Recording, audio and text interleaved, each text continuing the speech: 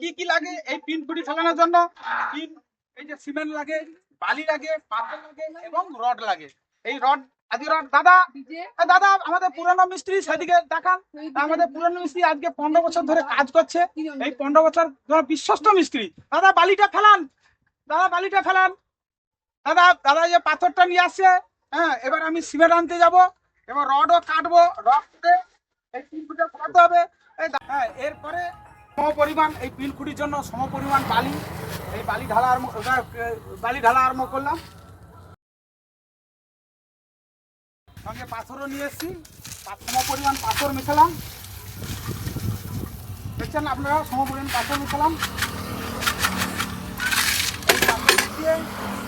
এই সিমেন্ট নিয়ে এলাম, এই সিমেন্ট সমপরিমাণ সিমেন্ট প্রয়োগ করলাম। সিমেন্টটা বেশি হয়ে গেছে, ঠিক আছে, সিমেন্ট ভালো, সিমেন্ট বেশি দিলে কোনো ক্ষতি নেই। সিমেন্টটা ভালো, মশলাটা পিন খুঁটিটা ভালো হবে এবং মশলাটাও বেশি শক্তিশালী হবে। এবার এর সঙ্গে এবার এই কুর্নি দিয়ে, প্রথমে তো কোদাল দেওয়া যায় না, কুর্নি দিয়ে এই মশলাটাকে মাখাচ্ছি।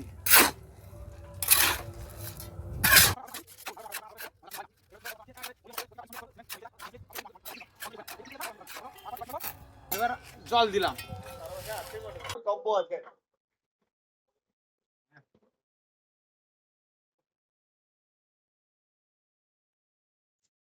এই সময়ে, এই ফাঁক সময়ে আমি এই আমার টাইসটাকে ভালোভাবে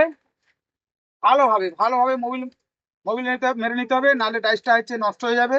মোবিলটা সুন্দরভাবে দিলাম, এবার দিয়ে সুন্দরভাবে বসিয়ে দিলাম, সুন্দরভাবে সেটিং করে দিতে হবে। এমন সেটিং করতে হবে এখানে যেন মশলার জন্য জল না বেরিয়ে যায়, না দিতে হবে না। হয়ে গেছে, সুন্দর হয়ে গেছে। এবার এইখান থেকে মশলা নিয়ে এইখানে ফেলানো হচ্ছে।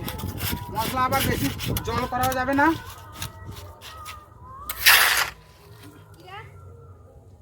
কিছু কিছু এই যে মশলাটা ফেলাচ্ছি সুন্দরভাবে, আপনারা দেখুন।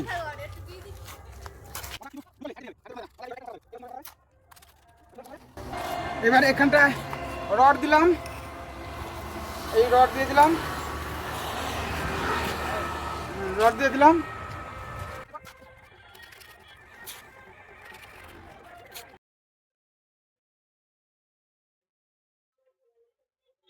সুন্দরভাবে। এইভাবে মশলা দেখেছেন, একটু এদিকে জল বেরোয়নি, না জলটা বেরোলে কি হবে, লংজিটি বেশি হবে, জল ধরবে না।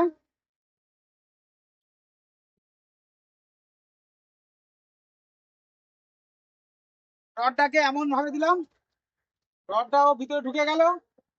রডটা যদি দেখা যায় বা এলোমেলো হয় তাহলে কি হবে,